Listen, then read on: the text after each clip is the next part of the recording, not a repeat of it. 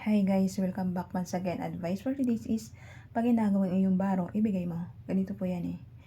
Halimbawa, meron kang, example ko lang po ito meron kang isang business na naghahati kayo ng kapatao mo, kaibigan mo, halimbawa lang no. Kinakamkam niya to. Gusto niya tong kunin yung parte niya, lahat baga. Tapos, syempre, ikaw, wala kang laban kasi nga ginaano ka nila yung kumbaga ginigipit ka nila kasi nga nagkaroon ka ng parang atraso sa kanila na wala naman, parang gawa-gawa lang ba nila.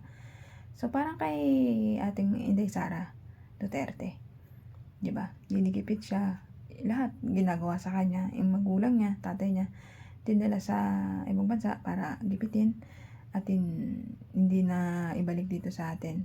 Habang nakaupo sila, syempre ayaw nilang makalaya si BRD. Gusto nila nandun lang sa malayo, sa dahig pa.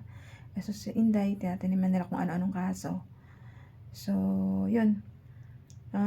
Magiging matatag lang ating Vice President sa mga ganon kasi alam niya kasi yung law. Babogado siya. Sumusunod siya sa batas kung ano yung nalalaman niya.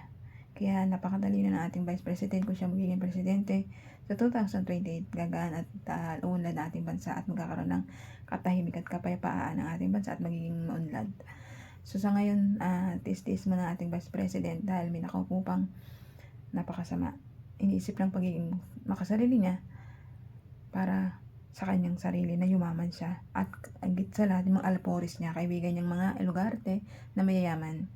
Gusto niya kasi yung mga mahirap lalong maghirap. Gusto lang niya yumaman yung mga katulad niyang mayayaman.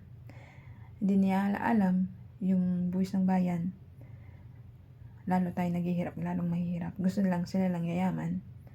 Kahit walang ibalik sa ating mahirap na nakita natin mga building dyan, mga kalsadang nagawa para sa PhilHealth natin, para sa insurance natin, sa pagtanda natin, saan pang mga benepisyo na gustong makakamtan ng Pilipino, hindi natin makuha kasi nga kinukuha ng mga buhaya sa gobyerno.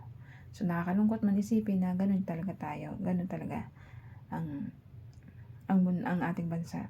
Sabi nga 'di ba, kapag inagaw sa iyo yung ano mo, yung ganito, ibigay mo na lang. Sa ganun mga Pilipino, kunin nyo lahat. Pero once na nakabangon ng Pilipino ang Pilipinas, mandarin kayo. Meron ding karma na darating para sa inyong mga taong nandyan sa pwesto ngayon. Hindi lahat ng oras kayo ay bida. Darating din ang oras na kayo ibababa ng Panginoon. Lahat kayo may paghuhukom. Lahat ng ginagawa nyo, pag nanakaw sa ating kaban ng bayan, ay may kapalit na kaparusahan balang araw. Hindi pa ngayon, balang araw sa tutang oras pa naman. Sabi nga, pag ginagawa yung gamit, ibigay mo na lahat. Baka kasi wala siya nun eh.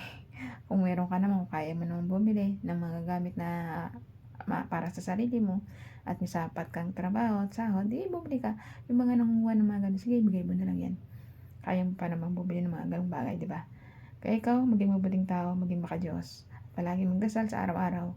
Kaya hanggang dito lang po aking advice. Ingat po tayong lahat and God bless.